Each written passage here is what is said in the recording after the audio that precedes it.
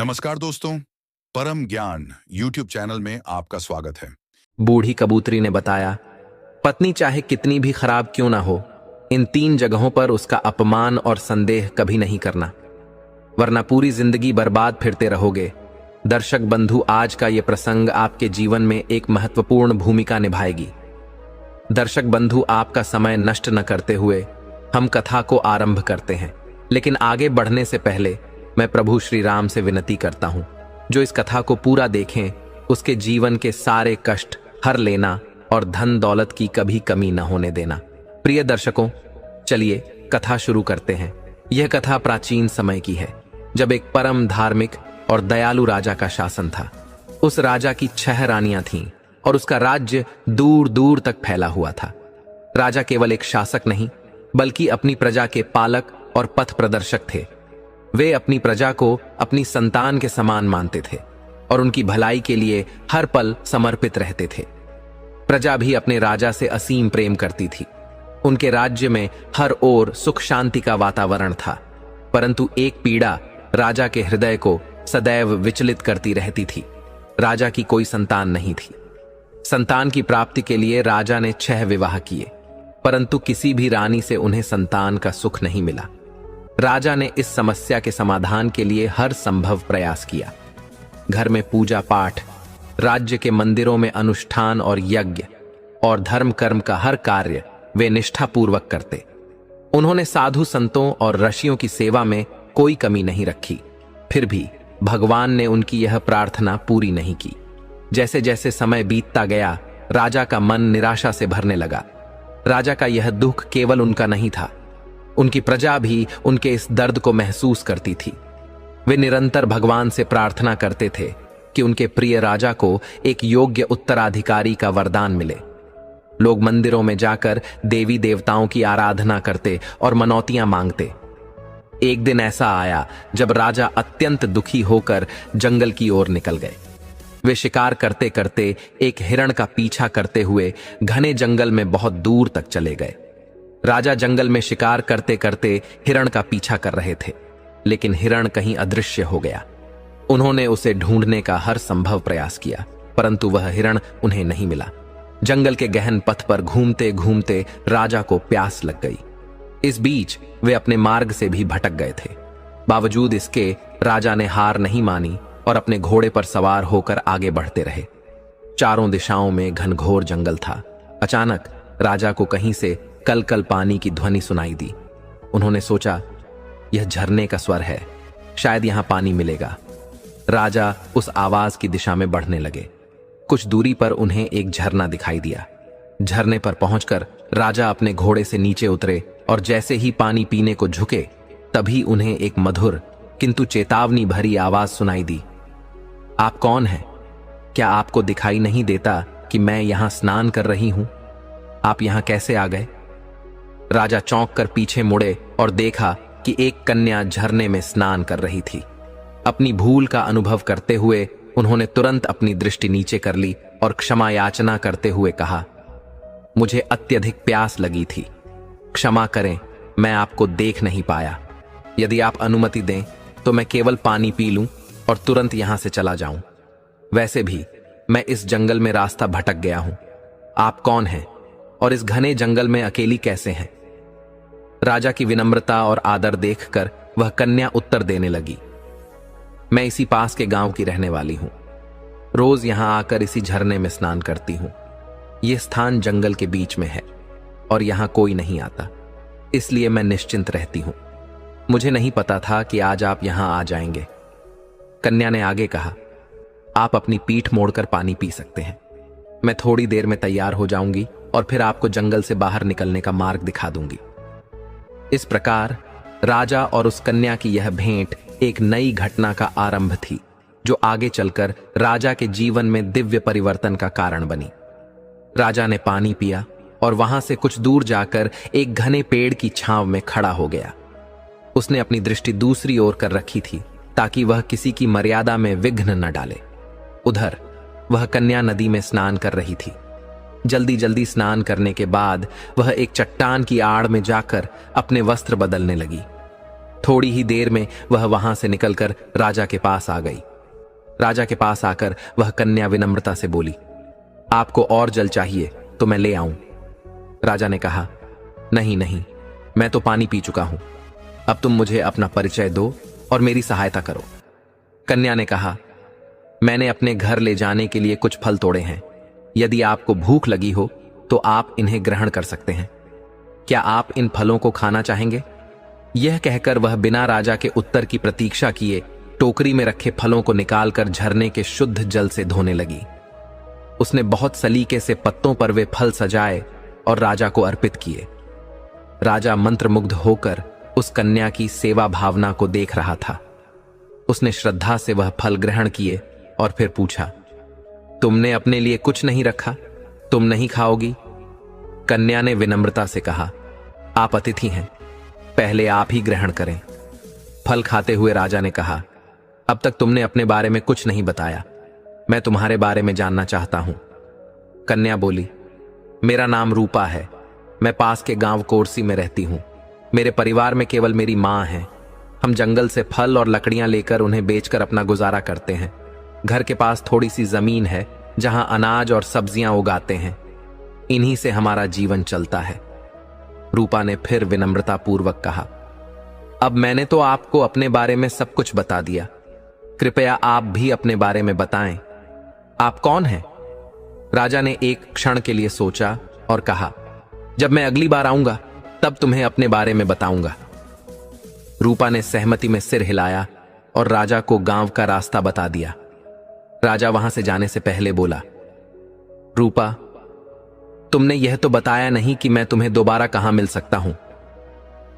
रूपा मुस्कुराई और कहा, आप मुझसे क्यों मिलना चाहते हैं? राजा ने कहा, तुम्हें देखकर और तुमसे बातें करने की इच्छा होती है। रूपा हंसते हुए बोली, मैंने आपको बताया था कि मैं रोज यहां आती हूं। सुबह लकड़ियां लेकर घर जाती हूं, फिर फल लेकर बाजार जाती हूं। आप मुझे इस समय यहां मिल सकते हैं, या यदि आप चाहें तो मेरे गांव भी आ सकते हैं।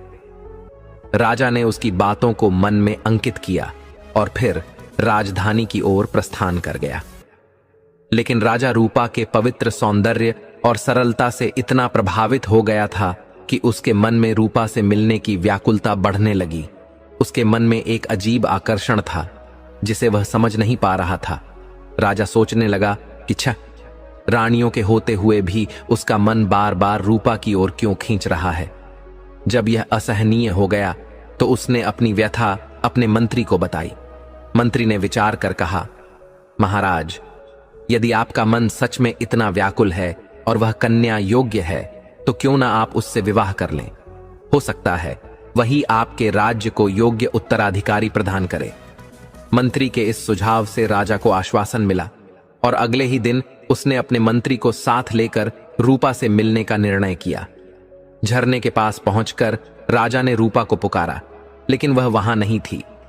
कई बार पुकारने के बाद भी जब रूपा नहीं आई तो राजा ने मंत्री से कहा, लगता है या तो वह आज नहीं आई या फिर आकर लौट गई है, लेकिन उसने कहा था कि वह यहां रोज आती है, तो अब तक क्यों नहीं आई। मंत्री ने कहा, महाराज, क्यों ना हम उसके गांव चलें, शायद वहां हमें रूपा मिल जाए। दोनों ने रूपा के गांव जाने का निश्चय किया। गांव में पहुंचकर उन्होंने रूपा का नाम लेकर उसका पता पूछा। गांव वालों ने आदर पूर्वक उन्हें रूपा के घर तक पहुंचाया। वहां पहुंचकर राजा ने देखा कि उसकी झोपड़ी के बाहर कोई नहीं था। रूपा अंदर बैठी हुई थी। राजा ने पुकारा, रूपा, तुम क्या कर रही हो? बाहर आओ, देखो मैं तुमसे मिलने आया हूं। मैंने झरने के पास तुम्हारी बहुत प्रतीक्षा की। क्या आज तुम फल लेने नहीं गई? राजा की आवाज सुनकर रूपा बाहर आई। उसकी आंखों से आंसू बह रहे थे। राजा ने पूछा, रूपा, क्या हुआ? तुम क्यों रो रही हो? तभी ग्रामीणों में से एक ने कहा, बाबूजी, इसके अपने में बस इसकी मां ही थी, लेकिन उसे सर्प ने डस लिया और अब यह अकेली रह गई है। ऐसे में यह बेचारी न रोए तो क्या करे। लेकिन आप लोग कौन हैं? मंत्री ने राजा का परिचय दिया। जैसे ही ग्रामीणों को यह पता चला कि उनके बीच स्वयं राजा पधारे हैं, गांव में हर्ष की लहर दौड़ गई। सभी ने आदरपूर्वक राजा का स्वागत किया। राजा ने गांव के मुखिया से कहा, मैं रूपा से विवाह करना चाहता हूं। क्या आप लोगों को कोई आपत्ति है? मुखिया ने प्रसन्नता से कहा, महाराज, हमारी बेटी राजरानी बनेगी। यह तो हमारे लिए सौभाग्य की बात है। हमारा गांव आपका ससुराल कहलाएगा। इससे बड़ी खुशी और क्या हो सकती है? गांव वालों ने उत्साहपूर्वक विवाह की तैयारियां की। कुछ ही समय में शुभ मुहूर्त देखकर राजा और रूपा का विवाह विधिपूर्वक संपन्न हुआ। राजा ने अपनी नई रानी को एक पवित्र और आदरपूर्ण नाम दिया, राजलक्ष्मी। राजा और मंत्री जी नई रानी राजलक्ष्मी को लेकर राजधानी लौटने की तैयारी करने लगे। गांव वालों ने अपनी बेटी रूपा को भावभीनी विदाई दी। राजलक्ष्मी अपने पति राजा के साथ राजमहल पहुंच गई। राजमहल में नई रानी को देखकर राजा की 6 रानियों के हृदय में ईर्ष्या की अग्नि जल उठी। वे बाहर से खुश दिखने का प्रयास करतीं, लेकिन भीतर ही भीतर वे बहुत दुखी थीं। फिर भी उन्होंने अपने मन की पीड़ा छुपाकर राजलक्ष्मी का स्वागत किया। अब राजा का अधिकांश समय राजलक्ष्मी के साथ बीतने लगा। भोली भाली और मासूम हृदय वाली राजलक्ष्मी अपने सौतनों के मन में छुपी हुई ईर्ष्या को पहचान नहीं पाई। वह नहीं जानती थी कि उसकी सौतनें उससे कितनी नफरत करती थीं। वह उन्हें बड़ी बहनों की तरह मान देती और आदर करती। समय बीतता गया और राजा और राजलक्ष्मी के विवाह को भी काफी समय हो गया, लेकिन उन्हें अब तक संतान सुख प्राप्त नहीं हुआ। एक दिन उस राज्य से एक प्रसिद्ध सन्यासी गुजर रहे थे। जब मंत्री जी को उनके बारे में पता चला तो वे राजा के पास पहुंचे और बोले, महाराज, यह सन्यासी बड़े सिद्ध महात्मा हैं। क्यों ना हम उन्हें राजमहल में बुलाकर अपनी समस्या का समाधान पूछें। राजा ने मंत्री की बात से सहमति जताई और आदेश दिया कि महात्मा जी को पूरे सम्मान के साथ महल में बुलाया जाए। जब सन्यासी महल पहुंचे तो राजा ने उनका आदर पूर्वक स्वागत किया और अपनी समस्या उनके समक्ष रखी। राजा ने अपनी सभी रानियों को भी राज दरबार में बुला लिया। महात्मा जी ने राजा की समस्या सुनने के बाद उस समय कुछ नहीं कहा।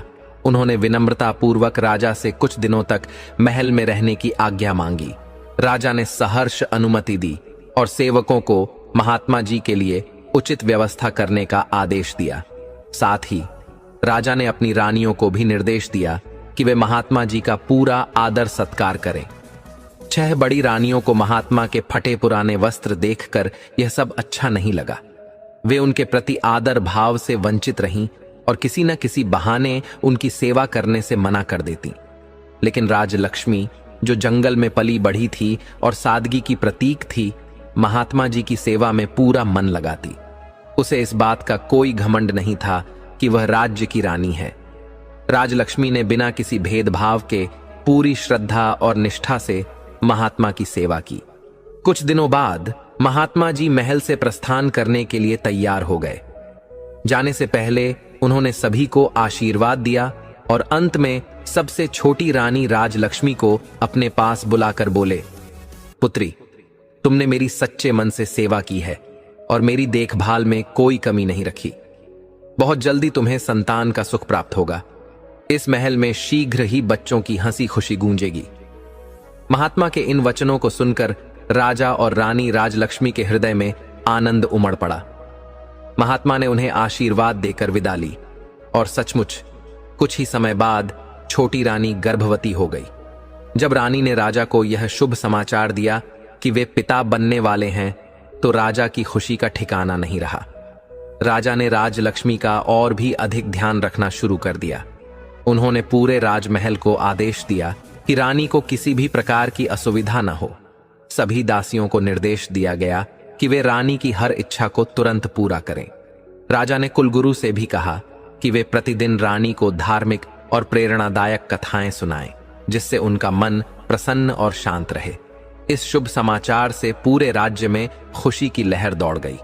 हर जगह बधाइयां गूंजने लगीं, प्रजा उत्सव मनाने लगी। पूरे राज्य में यह समाचार हर्ष और उल्लास का कारण बन गया कि राज्य को वारिस मिलने वाला है। लेकिन महल की 6 बड़ी रानियां जल भुनकर राख हो गईं। वे आपस में चिंतित होकर कहने लगीं, अब क्या होगा? राजलक्ष्मी तो पहले ही राजा की प्रिय थी। अब जब उसे संतान प्राप्त होगी तो राजा का पूरा ध्यान उसी पर रहेगा। यही पटरानी बन जाएगी और हमारा तो कोई स्थान ही नहीं रहेगा। वह हमें दासी से अधिक कुछ नहीं समझेगी। इन विचारों से ग्रसित होकर वे रानियां आपस में मिलकर रानी राजलक्ष्मी को परेशान करने के षड्यंत्र रचने लगीं। वे हमेशा उसे तंग करने की नई नई तरकीबें निकालती, लेकिन हर बार उनके प्रयास असफल हो जाते। कभी कुलगुरु आकर रानी को धैर्य और सहारा देते, कभी दासियां उनकी रक्षा करती, तो कभी स्वयं राजा उनके षड्यंत्रों के मार्ग में बाधा बन जाते। समय बीत रहा था और रानी राजलक्ष्मी की गर्भावस्था का समय पूरा होने को था। तभी अचानक राज्य की सीमा पर विद्रोहियों ने विद्रोह कर दिया। राजा ने सेनापति को भेजा, लेकिन वह विद्रोह को दबाने में असफल रहा। तब राजा ने स्वयं सीमा पर जाने का निश्चय किया। राजा ने प्रस्थान करने से पहले अपनी बड़ी रानियों को यह आदेश दिया कि वे छोटी रानी राजलक्ष्मी की उचित देखभाल करें। इसके बाद वे सेना लेकर विद्रोह को दबाने के लिए रवाना हो गए। राजा के जाते ही बड़ी रानियों को अपने षड्यंत्र रचने का सुनहरा अवसर मिल गया। वे छोटी रानी को गुमराह करने के लिए झूठी बातें बताने लगीं और उसे ऐसे काम करने को प्रेरित करतीं जिससे उसके स्वास्थ्य को नुकसान पहुंचे। लेकिन कुलगुरु प्रतिदिन रानी को पाठ सुनाने आते और उसे धैर्य बंधाते। वे मधुर शब्दों से उसका मनोबल बढ़ाते और गर्भावस्था में आवश्यक सावधानियां बताते। उनकी प्रेरणा से रानी राजलक्ष्मी धैर्यपूर्वक अपने कठिन समय को सहन करती रही। रानी राजलक्ष्मी के मन में गहरा द्वंद्व चल रहा था। वह समझ नहीं पा रही थी कि कुलगुरु और बड़ी रानियों की बातें एक दूसरे से इतनी अलग क्यों हैं। वह सोचने लगी, कुलगुरु तो पुरुष हैं, वे महिलाओं की बातें कहां समझ सकते हैं, जबकि बड़ी रानियां महिलाएं हैं, उनके अनुभव और विचार तो सही ही होंगे। ये सोचकर राजलक्ष्मी बड़ी रानियों की बातों को ही सत्य मानने लगी और आंख मूंद कर उनकी हर सलाह पर विश्वास करती रही। एक दिन रानी को प्रसव पीड़ा शुरू हो गई। कष्ट से व्याकुल होकर उसने बड़ी रानी से कहा, दीदी, मुझे बहुत तकलीफ हो रही है, कृपया कुछ उपाय करें, अब प्रसव का समय आ गया है। बड़ी रानी के मन में ईर्ष्या की आग धधक रही थी। वह सोच रही थी, अभी से इस पर इतना ध्यान दिया जा रहा है और बच्चे के जन्म के बाद तो इसे न जाने कितना सम्मान मिलेगा। यह विचार कर वह भीतर ही भीतर जल उठी, लेकिन बाहर से अपनी जलन को छुपाते हुए वह बहुत मीठे शब्दों में बोली, तुम चिंता मत करो बहन, मैं अभी दाई को बुलाती हूं, तब तक तुम सामने कोठरी में जाकर अपना सिर डालकर खड़ी हो जाओ। इससे तुम्हें आराम मिलेगा और प्रसव भी आसानी से हो जाएगा। राजलक्ष्मी ने बड़ी रानी की बात पर विश्वास कर लिया और कोठरी की ओर बढ़ गई। उधर बड़ी रानी राजमहल की दाई के पास गई। उसे बहुत सारा धन देकर और अपनी योजना समझाकर उसे अपने षड्यंत्र में शामिल कर लिया। इसके बाद वे दोनों मिलकर इंतजार करने लगी। दूसरी ओर रानी राजलक्ष्मी कोठरी के पास गई और उसमें सिर डालने की कोशिश करने लगी, लेकिन कोठरी ऊंची थी और उसका सिर अंदर नहीं जा पाया। असहाय होकर उसने सोचा, अब मैं क्या करूं? बड़ी बहनों ने तो कभी गलत नहीं कहा होगा, यह प्रसव का तरीका ही होगा। तभी उसकी नजर एक पानी के घड़े पर पड़ी। उसने सोचा, यह घड़ा भी तो मिट्टी का ही है, शायद इसमें सिर डालने से आराम मिलेगा। उसने घड़े का पानी फेंक दिया और उसमें सिर डालने की कोशिश करने लगी, लेकिन घड़े का मुंह छोटा होने के कारण उसका सिर उसमें नहीं जा सका। दर्द से व्याकुल वह घड़े के पास बैठ गई और घड़े पर सिर रखकर जोर जोर से चिल्लाने लगी। उसकी पीड़ा से भरी चीखें सुनने वाला वहां कोई नहीं था। उधर बड़ी रानी ने अपनी विश्वास पात्र दाई से कहा, तुम छोटी रानी के कमरे के बाहर पहरा दो और ध्यान रखो कि वहां कोई न जाए। दाई आदेश का पालन करते हुए कमरे के बाहर खड़ी हो गई। रानी राजलक्ष्मी प्रसव पीड़ा से कराहती रही। भगवान की कृपा से छोटी रानी राजलक्ष्मी ने एक साथ 7 पवित्र संतानों को जन्म दिया। उनमें 6 पुत्र और एक कन्या का जन्म हुआ, लेकिन अत्यधिक प्रसव पीड़ा के कारण रानी बेहोश हो गई और वहीं घड़े के पास गिर पड़ी। यह देखकर दाई ने तुरंत बड़ी रानी को बुलाया और सभी बच्चों को दिखाया। बड़ी रानी के साथ अन्य रानियां भी वहां आ गईं। सभी यह देखकर आश्चर्यचकित थीं कि छोटी रानी ने 7 संतानों को जन्म दिया है और वे सभी स्वस्थ और सुंदर हैं। लेकिन ईर्ष्या से भरी बड़ी रानी ने तुरंत दाई को आदेश दिया, जल्दी से जाओ और पत्थर के टुकड़े लेकर आओ। दाई पत्थर के टुकड़े लेकर आई तो बड़ी रानी ने कहा, इन बच्चों को लेकर जंगल जाओ और उन्हें मारकर जमीन में दफन कर दो। हमने जो सोने और चांदी के सिक्के देने का वादा किया है वह जल्द ही तुम्हें मिलेगा। लोभ में अंधी दाई सभी बच्चों को लेकर चली गई। उसके जाने के बाद बड़ी रानी और अन्य रानियों ने मिलकर वहां से बच्चों के जन्म के सभी प्रमाण मिटा दिए। बच्चों की जगह पत्थर के टुकड़े रख दिए गए। घड़े को तोड़कर उसके टुकड़े भी वहां छोड़ दिए गए ताकि सब कुछ वास्तविक लगे। इसके बाद वे अपने अपने कक्षों में लौट गईं। कुछ देर बाद दाई वापस लौटी और बड़ी रानी को बताया कि उसने उनके आदेश का पालन कर लिया है। यह सुनकर सभी रानियां प्रसन्न हुईं। उन्होंने दाई को सोने और चांदी के सिक्कों से भरा थैला दिया और उसे विदा कर दिया। सारा षड्यंत्र पूरा करने के बाद रानियां राजलक्ष्मी के पास गईं। उन्होंने उसके ऊपर पानी के छींटे मारे और उसे होश में लाया। होश में आने पर कमजोर राजलक्ष्मी ने बड़ी रानियों से पूछा, मेरे बच्चे कहां हैं? क्या मुझे पुत्र या पुत्री का जन्म हुआ है? बड़ी रानियों ने पास पड़े पत्थरों की ओर इशारा करते हुए कहा, यही देखो, तुमने इन पत्थरों को जन्म दिया है। राजलक्ष्मी यह सुनकर हैरान रह गई। उसने रोते हुए कहा, यह कैसे हो सकता है? मैंने पत्थरों को जन्म कैसे दिया? भगवान की कृपा से संतान हुई होगी। बड़ी रानियों ने ताने मारते हुए कहा, क्या हम उन्हें कहीं छुपा सकते हैं? यही तुम्हारी संतानें हैं, लो इन्हें संभालो। उन्होंने पत्थरों के टुकड़ों को एक थैली में भर दिया और छोटी रानी के सामने रख दिया। अब सभी रानियां राजा के लौटने की प्रतीक्षा करने लगीं।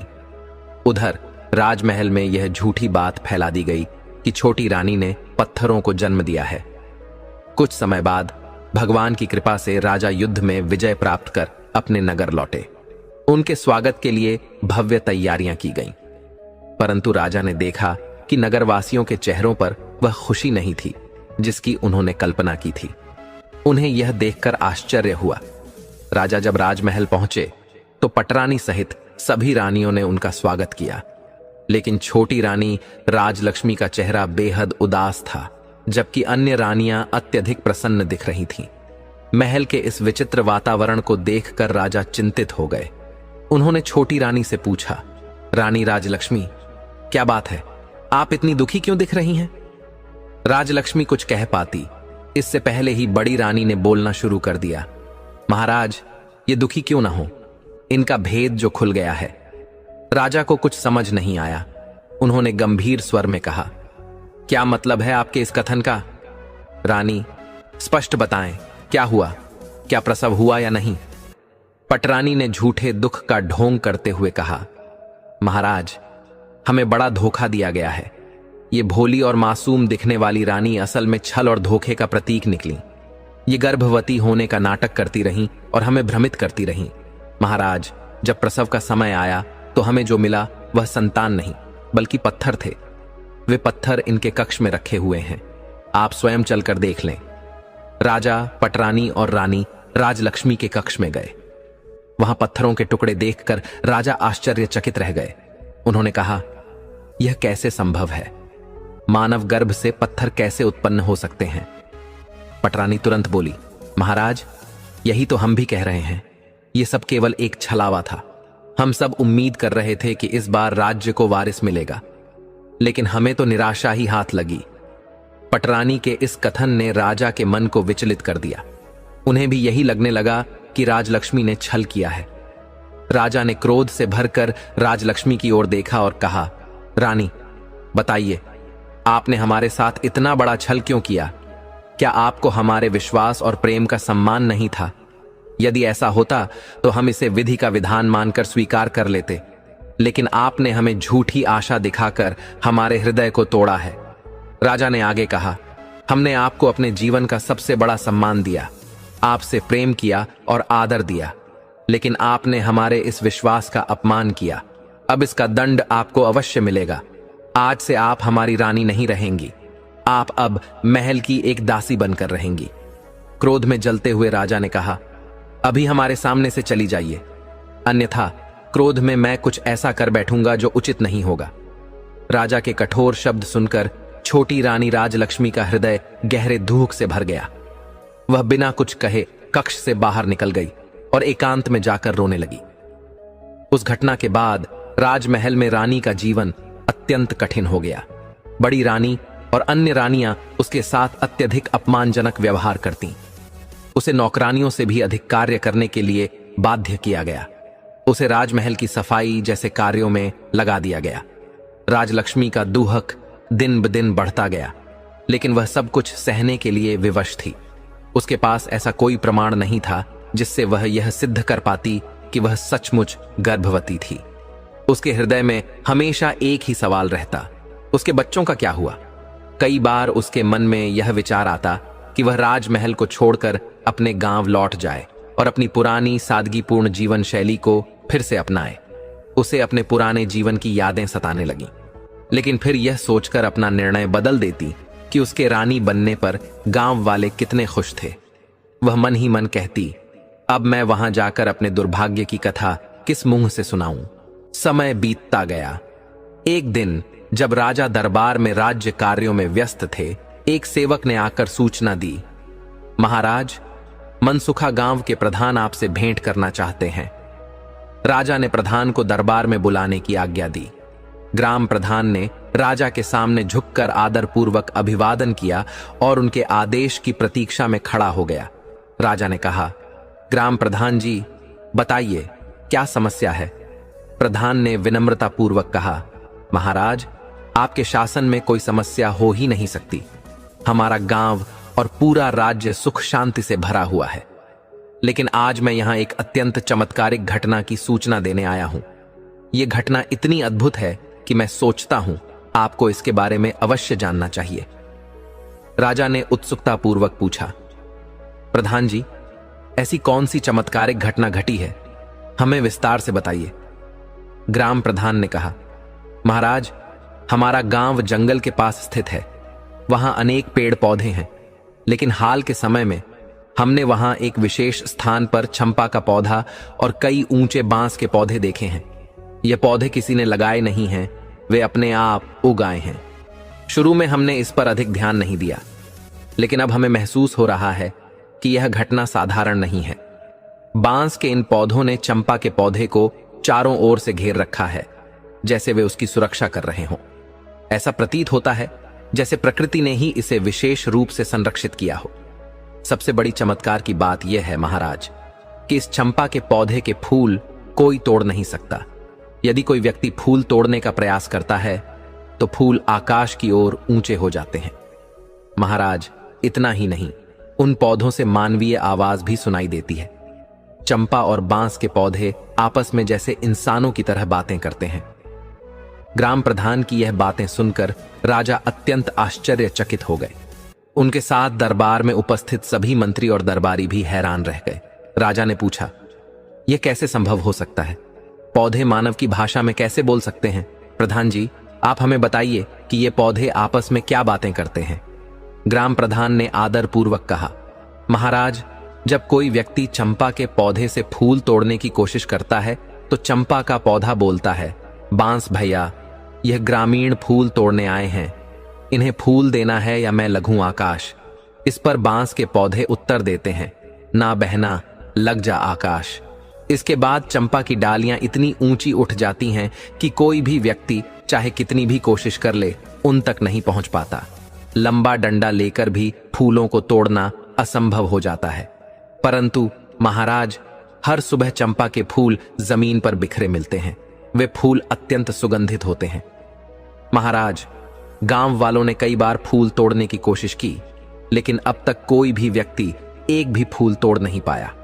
यहां तक कि राहगीर और आसपास के अन्य गांवों के लोग भी प्रयास कर चुके हैं, परंतु सभी असफल रहे।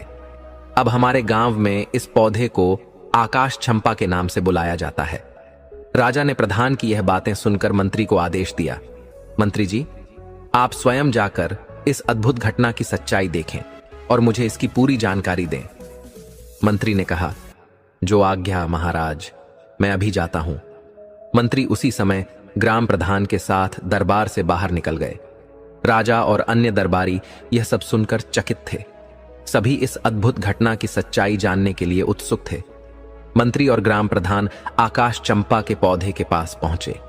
उनके साथ गांव के अन्य लोग भी वहां एकत्रित हो गए।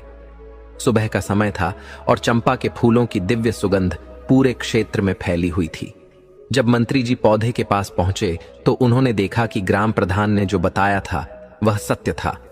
एक चंपा का पौधा बीच में स्थित था और उसके चारों ओर बांस के पौधों का सुरक्षा घेरा था। चंपा की डालियां सामान्य ऊंचाई पर थीं, जिन्हें मंत्री जी आसानी से अपने हाथ से छू सकते थे। पौधे के चारों ओर जमीन पर चंपा के फूल बिखरे हुए थे, जिनकी सुगंध मंत्र मुग्ध कर रही थी। मंत्री जी ने चंपा के पौधे की ओर बढ़कर एक फूल तोड़ने की कोशिश की। जैसे ही उन्होंने हाथ आगे बढ़ाया, सभी ने चंपा के पौधे से मानवीय आवाज सुनी। बांस भैया, ये फूल तोड़ने आए हैं, इन्हें फूल देना है या मैं लगूं आकाश? इसके बाद बांस के पौधों ने उत्तर दिया, ना बहना, लग जा आकाश। और तुरंत ही चंपा की डालियां ऊपर उठ गईं, इतनी ऊंची कि मंत्री जी उन्हें छू भी नहीं सके। यह देखकर मंत्री जी स्तब्ध रह गए। मंत्री जी यह देख रहे थे कि वह अद्भुत आवाजें वास्तव में चंपा के पौधे और बांस के पौधों से आ रही थीं। चंपा के पौधे से गूंजती आवाज में मानवीय भाव था। वह कह रही थी, हे बांस भैया, और बांस के पौधों से उत्तर मिला, हाँ बहन चंपा। तभी चंपा का पौधा बोला, हमारे मंत्री जी फूल तोड़ने आए हैं, क्या मैं टूटूं या लग जाऊं आकाश? इस पर सभी बांस के पौधों से एक साथ आवाज आई, जो इतनी स्पष्ट थी जैसे कई मनुष्य एक साथ बोल रहे हों, ना बहन चंपा, लग जा आकाश। मंत्री जी यह सब सुनकर स्तब्ध रह गए। ऐसा लग रहा था जैसे उनके हाथ और दिमाग दोनों सुन्न हो गए हों। वे चंपा के पौधे की तरफ देख ही रहे थे कि फिर बांस के पौधों से आवाज आई, बहन चंपा, ये वही मंत्री जी हैं जिन पर हमारी मां रानी राजलक्ष्मी की देखभाल की जिम्मेदारी थी, लेकिन इन्होंने अपनी जिम्मेदारी पूरी नहीं की, इसलिए इनके सामने झुकना मत, इन्हें एक भी फूल का स्पर्श मत करने देना, लग जा आकाश। और अचानक चंपा की सभी डालियां इतनी ऊंची हो गईं कि मंत्री जी किसी भी तरह उन फूलों तक नहीं पहुंच सके। उन्होंने फूल तोड़ने की बहुत कोशिश की, लेकिन हर बार असफल रहे। तभी बांस के पौधों से आवाज आई, जाइए मंत्री जी, अपने राजकार्य में वापस लौट जाइए। आप किसी की जिम्मेदारी निभाने के योग्य नहीं हैं। आपने कभी यह जानने की कोशिश भी नहीं की कि हमारी महारानी राजलक्ष्मी गर्भावस्था के अंतिम समय में कैसी थीं और प्रसव के दौरान उन्हें क्या क्या कठिनाइयां झेलनी पड़ी।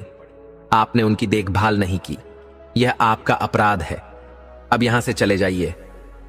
मंत्री जी यह सुनकर गहरे आश्चर्य और आत्मग्लानि में डूब गए।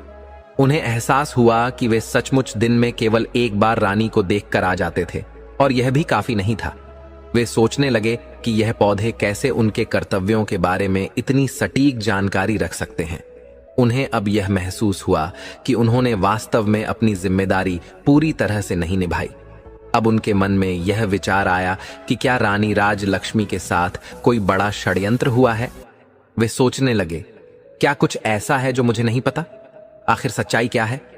मंत्री जी ने पौधों से पूछा, आप हमें बताइए, मुझसे क्या गलती हुई है और उस गलती का प्रायश्चित कैसे हो सकता है? लेकिन इसके बाद पौधों से कोई आवाज नहीं आई। मंत्री जी ने बार बार पौधों से प्रश्न किए, लेकिन उन्हें कोई उत्तर नहीं मिला। चंपा की डालियां अभी भी ऊंचाई पर थीं और मंत्री जी अत्यंत चिंतित और निराश हो गए। उन्होंने गांव वालों से कहा, मैं यह सारी बातें महाराज को अवश्य बताऊंगा। मुझे विश्वास है कि वे स्वयं इस रहस्य का पता लगाने के लिए यहां आएंगे। इसके बाद मंत्री जी राजधानी लौट आए। राजमहल पहुंचकर उन्होंने महाराज को पूरी घटना विस्तार से बताई। उन्होंने कहा, महाराज, मुझे लगता है कि राजमहल में कोई गहरा षड्यंत्र हुआ है और मुझे यह स्वीकार करना होगा कि मैंने अपनी जिम्मेदारी ठीक से पूरी नहीं की। मुझे रानी राजलक्ष्मी की देखभाल में अधिक ध्यान देना चाहिए था। यह मेरी गलती थी। मंत्री ने भावुक होकर कहा, महाराज, आज मुझे उन पौधों की बात सुनकर यह आभास हो रहा है कि कुछ ऐसा हुआ है जिसे हम नहीं जानते। मैंने अपनी तरफ से पूरी कोशिश की, लेकिन वे पौधे मुझे कुछ भी बताने को तैयार नहीं हुए। इसीलिए मेरा आपसे निवेदन है कि आप स्वयं वहां जाएं। हो सकता है कि आकाश चंपा आपको सारी सच्चाई बता दे। मंत्री की बात सुनकर राजा ने गंभीरता से कहा, ठीक है, हम स्वयं वहां जाएंगे और अपने साथ अपनी रानियों को भी लेकर चलेंगे। वहां जाकर हम इस रहस्य को जानने का प्रयास करेंगे। मंत्री ने एक बार फिर निवेदन करते हुए कहा, महाराज, यदि आप रानी राजलक्ष्मी का सामना नहीं करना चाहते तो यह ठीक है, लेकिन कृपया उन्हें भी हमारे साथ ले चलने की अनुमति दें। मुझे दृढ़ विश्वास है कि राजमहल में कोई गहरा षड्यंत्र हुआ है जिसका पता हमें अब तक नहीं चल पाया है, और यह भी सत्य है कि अनजाने में मैं भी इस षड्यंत्र का एक हिस्सा बन गया। मंत्री ने अपने शब्दों में ग्लानि और पश्चाताप प्रकट करते हुए कहा, महाराज, चंपा और बांस के पौधों ने मुझे जिम्मेदारी न निभाने वाला कहा। मुझे इस बात का गहरा दुख है, इसलिए मैं आपसे प्रार्थना करता हूं कि आप मेरी सलाह माने। इससे मुझे अपनी गलती सुधारने और अपने अनजाने पाप का प्रायश्चित करने का अवसर मिल सकता है। राजा ने मंत्री की भावनाओं को समझते हुए कहा, ठीक है मंत्री जी, यदि आप रानी को साथ ले जाना चाहते हैं तो ले जाएं, लेकिन यह ध्यान रहे कि वह मेरी दृष्टि के सामने न आए। इस प्रकार राजा और मंत्री के बीच आकाश चंपा के रहस्य को सुलझाने का दिन और समय तय हो गया। राजा और उनके साथियों की यात्रा की तैयारी शुरू हो गई। नियत दिन और समय पर राजा अपनी पटरानी और अन्य 5 रानियों के साथ रथ और पालकियों में सवार होकर निकल पड़े। उनके साथ कई प्रमुख सभासद भी थे। राजा ने आदेश दिया था कि छोटी रानी राजलक्ष्मी को दासियों के साथ ले जाया जाए, लेकिन मंत्री जी ने राजलक्ष्मी के लिए सम्मानपूर्वक पालकी की व्यवस्था की और उनकी यात्रा अपने परिजनों के साथ सुनिश्चित की।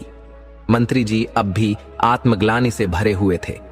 उन्हें यह स्पष्ट रूप से महसूस हो रहा था कि गर्भावस्था के समय उन्होंने रानी की देखभाल में कमी की थी और प्रसव के लिए उचित प्रबंध नहीं किए थे।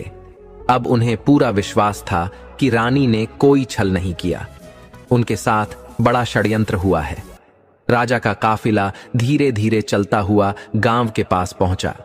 गांव के बाहर जंगल की सीमा पर काफिला रुक गया और वहां पड़ाव डाला गया। ग्रामीणों ने अपने राजा और रानियों के स्वागत के लिए बड़े उल्लास से तैयारियां की। अगले दिन प्रातःकाल राजा, रानियां, मंत्री और अन्य सभासद आकाश चंपा के पास पहुंचे। वहां का दृश्य अत्यंत अद्भुत था। चंपा के फूल जमीन पर बिखरे हुए थे और उनकी मनमोहक सुगंध पूरे वातावरण को सुगंधित कर रही थी। चंपा की सुगंध से वहां उपस्थित सभी लोग आनंदित और उल्लासित थे। राजा भी आकाश चंपा के रहस्य को जानने के लिए उत्सुक थे।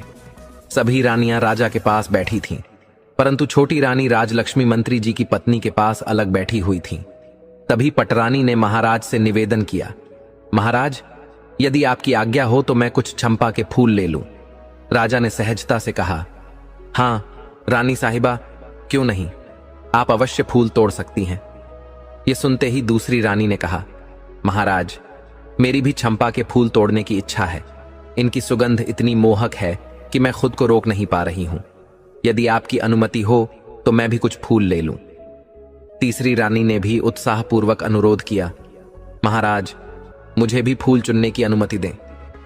राजा ने देखा कि सभी रानियां फूल चुनने के लिए अत्यंत उत्साहित हैं। उन्होंने सभी को फूल चुनने की आज्ञा दे दी, लेकिन पहले छठी रानी को यह अवसर देने का निर्देश दिया। राजा ने पटरानी से कहा, आप सबसे बड़ी हैं, पहले छठी रानी को फूल चुनने दें। पटरानी ने विनम्रता से कहा, हे छठी रानी, आप पहले फूल चुन लें। छठी रानी चंपा के फूलों के पास गई। जैसे ही उन्होंने चंपा के फूल तोड़ने के लिए हाथ बढ़ाया, अचानक चंपा के पौधे से आवाज आई, रानी जी रुकिए, आप हमारी अनुमति के बिना हमें छू नहीं सकती। यह आवाज सुनकर छठी रानी का हाथ वहीं रुक गया। आसपास बैठे सभी लोग इस आवाज को सुनकर चकित रह गए। तभी चंपा के पौधे ने बांस के पौधे से पूछा, बांस भैया, हमारी सौतेली छोटी मां हमारे फूल तोड़ने आई हैं, क्या मैं टूटूं या लग जाऊं आकाश? बांस के पौधों ने एक साथ जवाब दिया, ना बहन चंपा, लग जा आकाश, यह योग्य नहीं है। क्या तुम्हें याद नहीं कि इन्होंने हमारी मां पर कितने अत्याचार किए थे? इसलिए मत झुको और लग जा आकाश।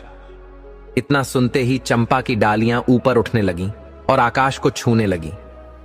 निराश होकर छठी रानी अपने स्थान पर लौट गईं। इसी प्रकार पांचवीं, चौथी और दूसरी रानियों ने भी फूल तोड़ने का प्रयास किया, लेकिन सभी असफल रहीं और वापस जाकर बैठ गईं। अब पटरानी उठी। उन्होंने पौधे की ओर अपना हाथ बढ़ाया और कहा, मैं इस राज्य की महारानी हूं, महाराजा की पटरानी हूं। इस राज्य में जो कुछ भी है उसका उपयोग सबसे पहले मैं करती हूं। इसलिए चंपा, अपनी डाली झुका और मुझे फूल लेने दे। इस बार चंपा के पौधे से फिर आवाज आई, बांस भैया, हमारी सौतेली मां हमें धमका रही हैं। वे कह रही हैं कि हमें झुककर फूल देना होगा। तुम क्या कहते हो? क्या हमें उनका आदेश मानना चाहिए? बांस के पौधों ने जवाब दिया, ना बहना चंपा, तुम्हें उनके आदेश का पालन करने की कोई आवश्यकता नहीं है। वे पटरानी हैं, परंतु हम उनके राज्य की प्रजा नहीं हैं। हम कोई वस्तु भी नहीं है जो उनके उपयोग में आए। क्या तुम्हें याद नहीं, इनके आदेश से ही हमारी मां को सबसे अधिक कष्ट मिला। इन्हीं के कारण हमें वन में छोड़ दिया गया और हमारी मृत्यु का षड्यंत्र रचा गया। ये महारानी बनने के योग्य नहीं है। रानी और महारानी राज्य की जनता की मां होती हैं। उनकी प्रजा उन्हें अपनी मां मानकर आदर देती है।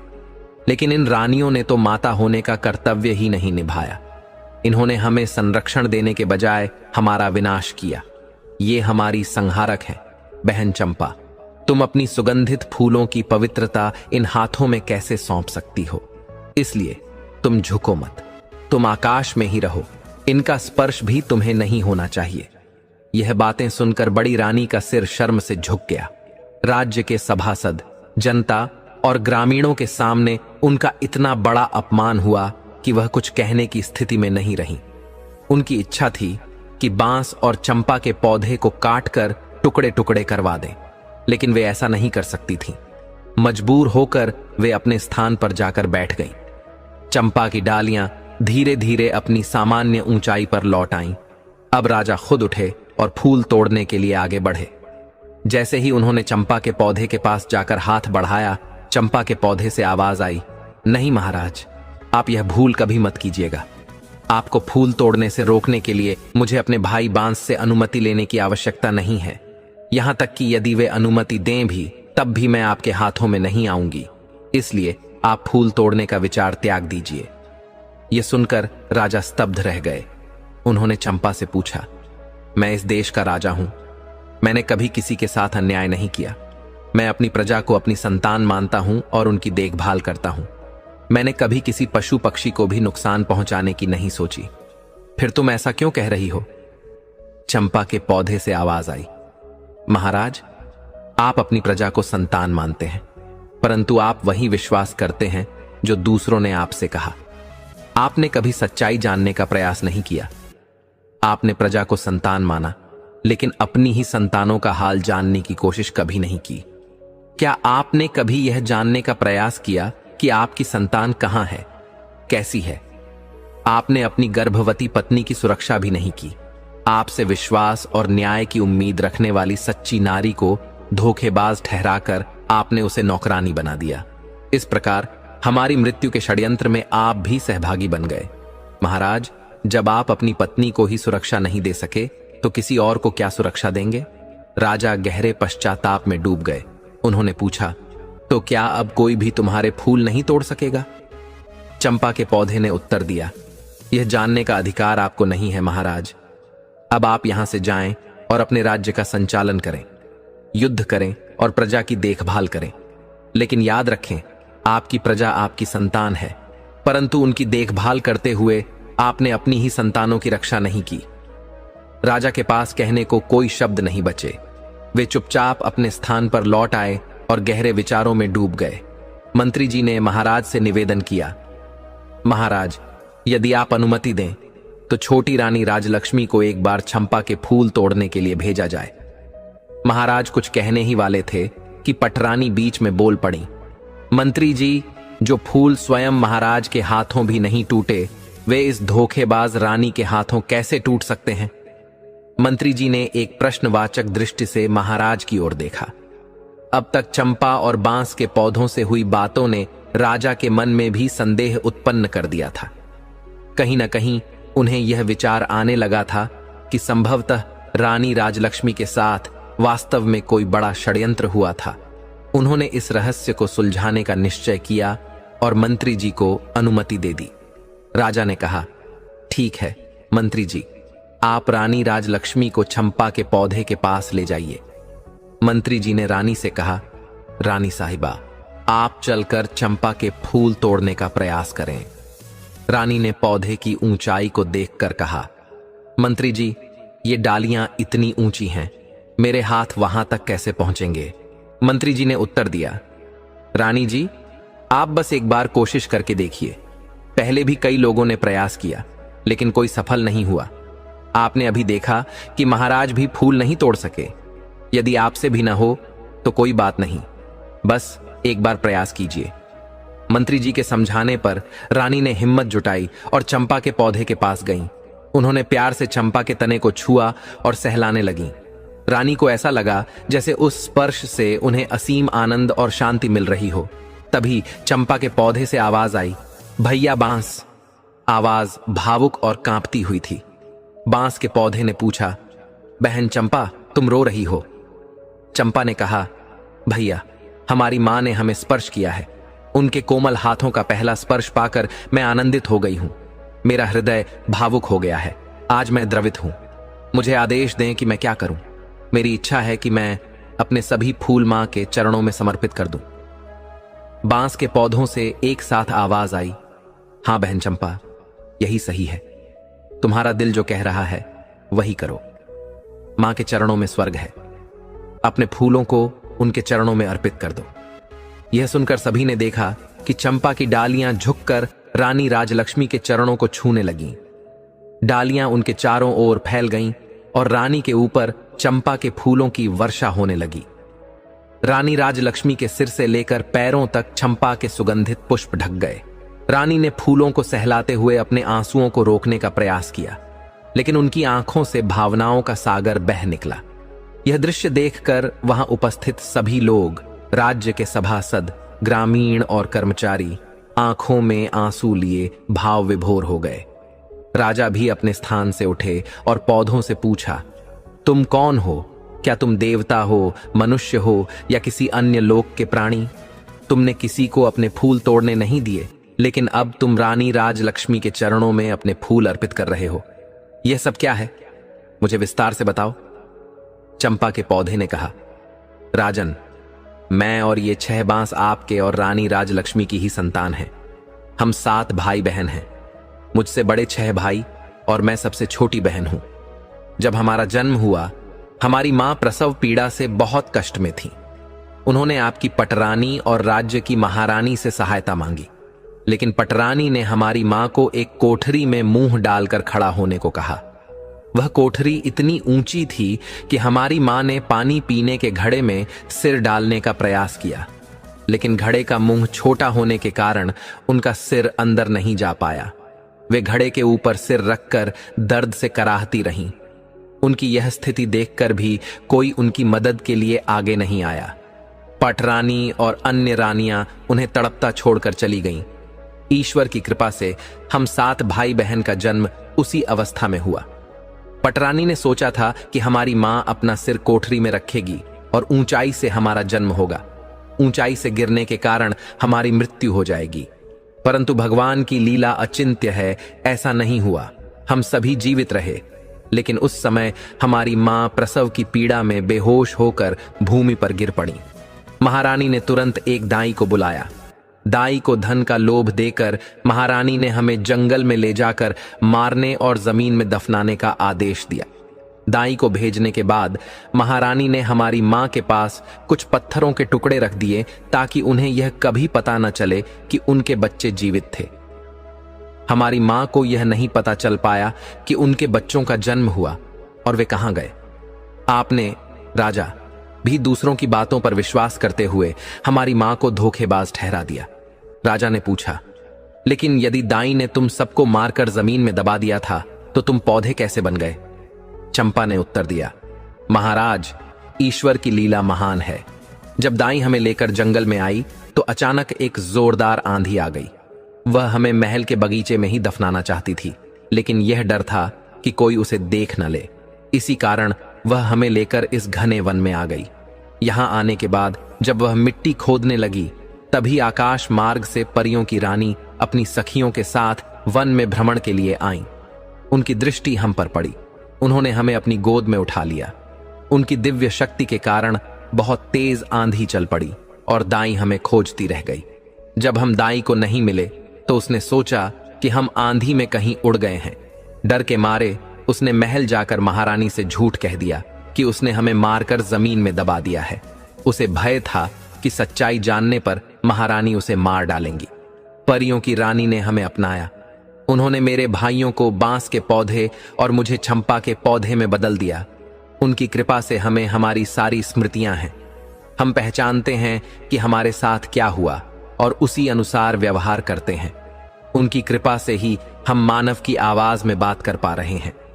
राजा ने पूछा, तो क्या तुम अपने असली रूप में वापस आ सकते हो? चंपा ने कहा, हां महाराज, हम अपने असली रूप में लौट सकते हैं, लेकिन इसके लिए हमारी मां को कुछ करना होगा। उन्हें सभी बांस के पौधों से एक एक पत्ती और मेरे पौधे से भी एक पत्ती लेनी होगी। फिर इन 7 पत्तियों को गोलाई में सजाकर परियों की रानी का नाम लेकर प्रार्थना करनी होगी। उन्हें कहना होगा, हे परी रानी, मेरे बच्चों को मुझे वापस लौटा दो। यदि वह ऐसा करेंगी तो हम सभी अपने असली रूप में आ जाएंगे। रानी राजलक्ष्मी ने तुरंत बांस और चंपा के पौधों से पत्तियां लीं। उन्होंने उन्हें गोलाई में सजाया और पूर्ण श्रद्धा से उनके समक्ष बैठ गईं। हाथ जोड़कर उन्होंने प्रार्थना की, हे परी रानी, मैं आपका जीवन भर आभार मानती रहूंगी। आपकी कृपा से मेरे बच्चे आज जीवित हैं। आपने मेरे ऊपर इतना बड़ा उपकार किया है कि मैं कभी प्रतिकार नहीं कर पाऊंगी। कृपया मेरे बच्चों को मुझे लौटा दीजिए। मुझे मेरे बच्चों के आंचल से मिलवा दीजिए। आश्चर्यजनक दृश्य सभी ने देखा। पल भर में बांस के पौधे और चंपा का पौधा विलीन हो गए। उनकी जगह लगभग 5-6 वर्ष के 6 बालक और एक बालिका खड़े थे। रानी राजलक्ष्मी और राजा ने अपने बच्चों को अपनी बाहों में भर लिया। रानी राजलक्ष्मी की हिचकियां बंध गई थीं और वे निरंतर रोती जा रही थीं। राजा भी अपने बच्चों को सीने से लगाए अश्रुधारा बहा रहे थे। यह दृश्य देखकर गांव की जनता, सभासद और सभी रानियां मौन खड़ी थीं। कुछ देर बाद जब राजा ने स्वयं को संभाला तो उन्होंने वहीं पर अपना दरबार लगा दिया। राजा ने गांव की जनता और उपस्थित सभासदों के सामने अपना पहला आदेश दिया, आज से मेरी 6 रानियां रानी बनने के योग्य नहीं हैं। मैं इन्हें रानी के पद से मुक्त करता हूं और इनका परित्याग करता हूं। मैं अपनी पटरानी रानी राजलक्ष्मी से क्षमा मांगता हूं, जिन्होंने इतने दिनों तक असीम कष्ट सहन किया। मैं उन्हें अपनी पटरानी घोषित करता हूं। इसके साथ ही मैं शेष 6 रानियों को राजकुमारों और राजकुमारी की हत्या के षड्यंत्र के लिए दोषी मानते हुए उन्हें मृत्युदंड का आदेश देता हूं। महामंत्री, मेरे इस आदेश का तुरंत पालन किया जाए। रानी राजलक्ष्मी, जो अब तक अपने बच्चों को सीने से लगाए रो रही थीं, ने अचानक अपना सिर उठाया। वे बोली, महाराज, आज मेरे लिए प्रसन्नता का सबसे बड़ा दिन है। मेरे बच्चे मुझे वापस मिल गए हैं। इस शुभ दिन को किसी के लिए अशुभ न बनाएं। मेरा आपसे अनुरोध है कि बड़ी रानियों को मृत्युदंड न दिया जाए। यदि इन्हें मृत्युदंड दिया गया तो इनके पाप का बोझ हमारे बच्चों, हमारे राज्य और हमारी प्रजा पर हमेशा के लिए छाया रहेगा। इसलिए महाराज, कृपया इन्हें क्षमा कर दीजिए। राजा ने कहा, रानी, आपका हृदय विशाल और दयालु है। आप सभी को क्षमा देने का स्थान रखती हैं, लेकिन राजकार्य में क्षमा से दोषी और बड़ी समस्याएं खड़ी करते हैं। फिर भी आपके अनुरोध पर मैं इनका दंड मृत्युदंड से घटाकर आजीवन कारावास करता हूं। ये रानियां अब जीवन भर कारावास में रहेंगी। इन्हें केवल एक समय का भोजन मिलेगा और वे कभी भी कारावास से बाहर नहीं आ पाएंगी। यही इनका दंड होगा। इसके बाद राजा और रानी राजलक्ष्मी ने गांव के सभी लोगों को उपहार दिए। उन्होंने मंत्रियों और सैनिकों के साथ राजधानी लौटने की तैयारी की। लौटते समय दृश्य बदल चुका था। राजा के साथ रानी राजलक्ष्मी थीं। उनके साथ 7 बच्चे घोड़ों पर सवार थे। पीछे 6 रानियां बंदी अवस्था में सैनिकों के बीच पैदल चल रही थीं। रात में राजधानी पहुंचने पर 6 रानियों को कारावास में डाल दिया गया। राजा और रानी राजलक्ष्मी ने अपनी प्रजा और अपने बच्चों के साथ सुखपूर्वक जीवन व्यतीत किया। भगवान की कृपा से रानी राजलक्ष्मी के जीवन में उजाला आया। इस कहानी का संदेश स्पष्ट था। भगवान हमेशा अच्छों के साथ अच्छा करते हैं और बुरे कर्मों का परिणाम बुरा ही होता है। दर्शक बंधु, आगे हम जानेंगे कि इन 3 जगहों पर अपनी पत्नी का अपमान नहीं करना चाहिए। पत्नी चाहे कैसी भी हो, इन 3 जगहों पर उसका अपमान और संदेह करना एक बड़े रिश्ते को नुकसान पहुंचा सकता है। ये 3 बातें हर व्यक्ति को ध्यान में रखनी चाहिए। 1, परिवार के सामने पत्नी का परिवार या रिश्तेदारों के सामने अपमान करना उसके आत्मसम्मान को ठेस पहुंचा सकता है। यह न केवल उसके मन को आहत करता है, बल्कि आपके रिश्ते में कड़वाहट भी भर सकता है। 2, सामाजिक समारोह में सार्वजनिक रूप से, जैसे किसी शादी, उत्सव या सामूहिक सभा में अपमान करना उसकी गरिमा और आपकी समझदारी दोनों पर सवाल खड़े करता है। यह आपके रिश्ते को कमजोर कर सकता है। 3, उसके चरित्र पर संदेह करना, पत्नी के चरित्र पर बिना किसी ठोस वजह के शक करना न केवल रिश्ते को तोड़ सकता है, बल्कि उसका मानसिक स्वास्थ्य भी प्रभावित करता है। विश्वास हर रिश्ते की नींव है और इसे कमजोर करना बड़ा नुकसान कर सकता है। इन बातों का ध्यान रखकर आप अपने रिश्ते को मजबूती और सम्मान दे सकते हैं। दोस्तों, हमारी यह कहानी यहीं समाप्त होती है। आशा करते हैं कि आपको यह कहानी पसंद आई होगी। अपनी राय कमेंट में जरूर साझा करें। अगर आपको हमारी यह कहानी अच्छी लगी हो तो वीडियो को लाइक करें और चैनल को सब्सक्राइब करना ना भूलें। वीडियो को अंत तक देखने के लिए आपका बहुत बहुत धन्यवाद।